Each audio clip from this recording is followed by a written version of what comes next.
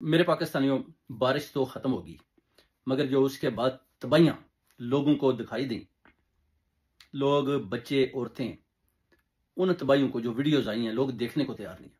इस कदर तैरती हुई लाशें, मुल्तान, कसूर, जितने भी इलाके हैं आप देखें, उनमें 16-16 लाशें तैर रही हैं, 6-6 साल के बच्चे, लाशें तैर रही हैं, कोई उनको निकालने वाला नहीं है। लोग दरख्तों पर चढ़े हुए हैं, उनको रेस्क्यू करने वाला कोई नहीं, अपनी छतों पर वो पुकार रहे हैं। मुल्तान के इलाके में अगर आप जाते हैं, ऐसी-ऐसी वीडियोज़ उन्होंने बनाकर भेजी हैं, अगर आप देखें तो आपका दिल हिला देने वाले सीन है।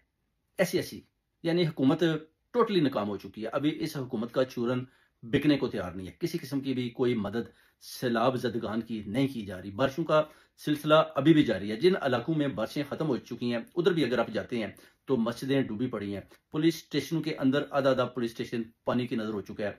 बैठने को जगह नहीं है। कब्रिस्तान डूबे हुए, लोगों को लाशें दफनाने के लिए जगह नहीं मिल रही। इस तरह का सिस्टम पंजाब के अंदर भी है। इस तरह आप अगर सिंध की तरफ भी जाते हैं तो उधर भी आप देख सकते हैं कि बिलावल भुट्टो, जरदारी, जो भी उधर मोटरवे बनाने की कोशिश की कराची में, 24-24 अरब का जो मनसूबा है वो पानी की नजर हो गया है। उनको समझ नहीं आ रही करें तो क्या करें, पानी को कैसे निकालें, ड्रेन सिस्टम किधर से लाएं, कैसे पानी को किधर से उठाएं और किधर लेकर जाएं। यही हाल आज 8 दिन हो गए हैं, गुजरात का भी है। 8 दिन से उधर बारिश नहीं हुई, मगर पानी देख लें आप, वैसे का वैसा ही खड़ा है। मरियम नवाज जो दौरा उधर किया, वो तो बस करके आ गई, उसने अपना चूरन बेचा और उन्होंने, गुजरात वालों ने अपना चूरन बेचा। उन्होंने बता दिया कि हम जनाब मरियम नवाज को लेकर आ रहे हैं और मरियम नवाज इधर से पानी गुजरात से निकालेगी, मगर सिर्फ और सिर्फ मीडिया की हद तक, टिकटॉकर्स की हद तक, चौधरी सालक और शाफे और मरियम नवाज ने सिर्फ टिकटॉकर्स की हद तक काम किया, वीडियोस बनाई और गुजरात वालों को बोला कि आपका पानी निकल जाएगा जनाब। मशीनें मैंने ऑर्डर कर दी हैं, जो उधर मरियम नवाज ने बातें की थी, और सारी मशीनरी पंजाब की गुजरात में लगा रही हूँ। और गुजरात एक प्राइम प्लेस है, और इस तरह पानी पानी खड़ा हो जाना एक, वो कहती है, बहुत बड़ा चैलेंज है और मैंने ये 2 दिन में खत्म कर देना है। मगर आप देख लें, 8 दिन हो गए हैं, जो भी किसी किस्म की भी प्रेस कॉन्फ्रेंस में जो मरियम नवाज बातें करके गई, आप देख लें, एक भी अमल नहीं हुआ। चौधरी सालक से भी आदमी पूछता है, शफे से भी पूछता है कि हाँ भाई, आप मरियम नवाज को लाए, गुजरात दिखाया आपने और वो चलेगी, जो वादे आपने अवाम के साथ किए वो किधर है? किसी किस्म का कोई वादा पूरा नहीं किया गया, बल्कि झूठ का सहारा लिया गया। गुजरात वालों को इन्होंने धोखा दिया और गुजरात की जितने भी ब्यूरोक्रेट्स हैं, उन्होंने गुजरात की आवाम को धोखा दिया। सिर्फ और सिर्फ चूरन बेचा, अपनी वीडियोस बनाई, लोगों के सरों पर हाथ रखा, बच्चों के साथ खेली, उसके बाद रेस्क्यू की कश्तियों में इधर उधर 2-4 चक्कर लगाए। उनको इसमें कुछ नहीं है कि अवाम डूब रही है, लाशें तैर रही हैं, लोग दरख्तों के ऊपर चढ़े हुए हैं, किसान तबाह हो चुके हैं, मोटरवे पानी की नजर हो चुकी है, अवाम खान के साथ है, खान अवाम के साथ है।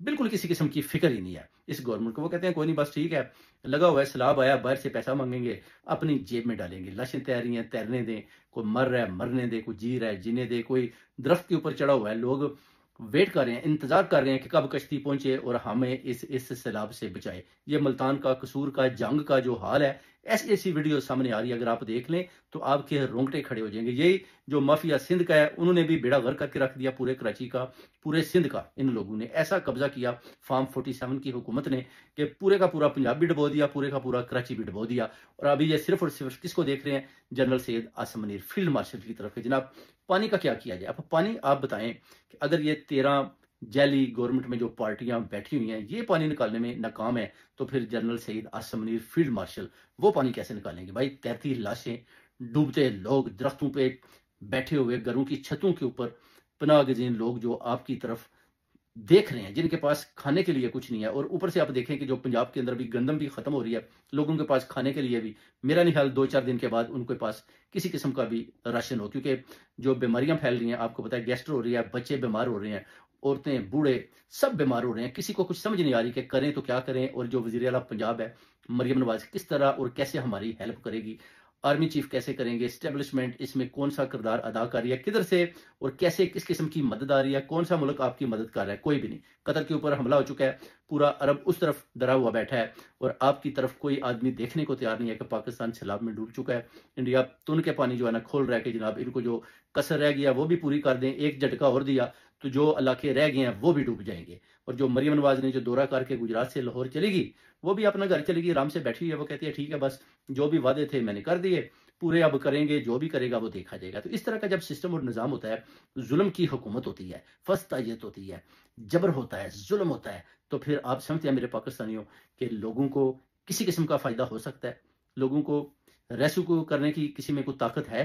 कि जो उनको दरख्तों के और छतों के ऊपर से निकाल कर कम से कम ऐसी जगह पर पहुंचा दें जिधर कम से कम उनकी लाइफ जो है ना वो सेफ हो जाए। बच्चे पानी के अंदर बेचारे मुर्दों की तरह तैर रहे हैं और उनको निकाला जा रहा है, और मीडिया को इस तरह दबाया हुआ है कि अगर आपने ये खबरें दी कि जो मुल्तान, कसूर और जंग में जो लाशें पानी के ऊपर तैर रही हैं तो बुरा हाल कर देंगे। बड़ा सख्त आर्डर है पीछे से, मीडिया की जरूरत नहीं है, मगर चंद जवानों ने बड़ी जरूरतमंदी के साथ ये दिखाने में कामयाब हो गए कि आप देखें कि इधर जो है ना क्या निज़ाम है और क्या बुरे तरीके के साथ आवाम को रुलाया जा रहा है और बुरे तरीके के साथ महंगाई से लोगों को मारा जा रहा है। और पानी में घर डूब चुके हैं, मगर बिजली के बिल उनके बंद और डूबे हुए घरों में भी 1.5 लाख के भेजे जा रहे हैं कि आपका इतना बिल है। ना तो उधर को आदमी रहता है, ना कोई किसी किस्म की कोई कुकिंग करता है, ना कोई खाता पीता है, ना कोई बिजली जलाता है।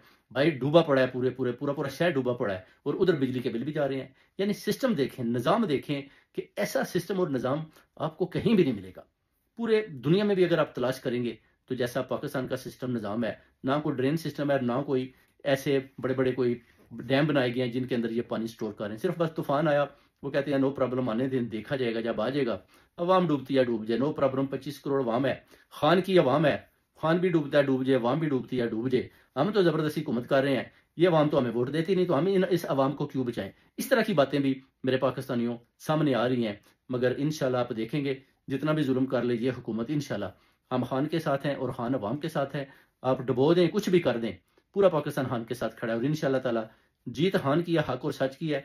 जिस दिन खान बाहर आएगा इंशाल्लाह इन तूफानों से, इन बर्बादियों से, इंशाल्लाह ताला इन रुकावटों से इंशाल्लाह सब लोगों को जो है ना वो अपना इस तरह क्लियर करवाएगा कि हर आदमी सांस लेने के काबिल हो सकेगा। पंजाब के अलावा तीसरे 3 सूबों के अंदर भी जो जुल्म हो रहा है, जैसे केपीके में गंडापुर अपना चूरन बेचने की कोशिश कर रहा है और बुरी तरह काम हो रहा है, उसकी वजह के जो भी इस्टेब्लिशमेंट की गोद में बैठकर इस तरह के काम करने के लिए अपना पूरा जोर लगाता है, उसको अवाम आगे से, जैसे कहते हैं ना, हर अमल का रद्द अमल होता है, पीछे धक्का देते हैं कि आप जाएं भाई, आप तो खान के खिलाफ जा रहे हैं, आप तो खान के वीएन के खिलाफ हैं, तो हम आपको ना देखना चाहते हैं, ना सुनना चाहते हैं, ना ही हम आपको वजीर आला मानते हैं।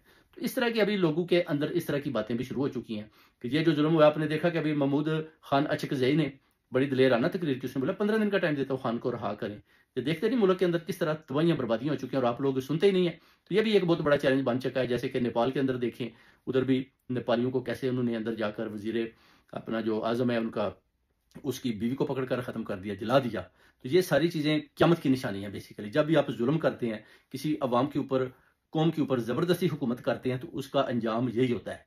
जैसे आप उर्दगान का भी देख लें, उसने भी 4 मेयर जबरदस्ती जब ट्रांसफर किए तो बेसिकली उसने भी बता दिया कि भाई मैंने भी तुर्की के ऊपर बिल्कुल ऐसे ही कब्जा किया हुआ है जैसे कि मैं, नवाज शरीफ और इन लोगों ने मिलकर किया हुआ है, उसने भी वैसे ही किया हुआ है। क्योंकि अभी तुर्किश अवाम को भी समझ आ चुकी है कि इधर भी कब्जा है। पहले वो समझते थे कि जनाब ये बहुत बड़ा जनाब कोई अवामी लीडर है, मगर जैसे ही ईरान की जंग शुरू होती है तो किसी किस्म का भी उधर से पैगाम नहीं आता और आराम से देख रहा होता है। तो फिर जब लीडर इस तरह खामोश होते हैं, अपने नेबर को देखते हैं कि वो मर रहा है तो उसकी मदद नहीं करते, तो फिर अल्लाह ताला की ज़ात उन लोगों की मदद भी नहीं करती जो मदद के लिए पुकार